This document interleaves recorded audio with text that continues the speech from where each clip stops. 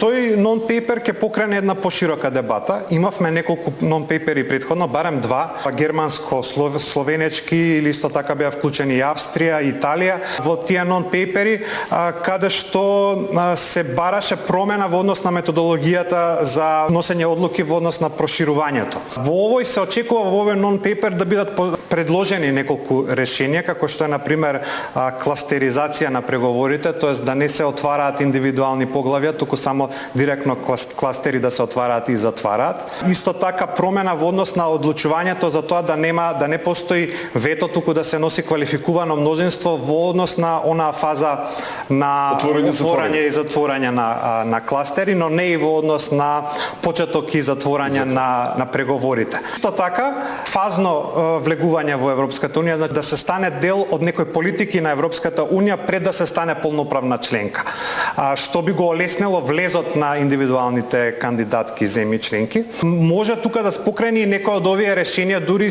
делува возможно дека може и да се постигне консензус на Европската унија.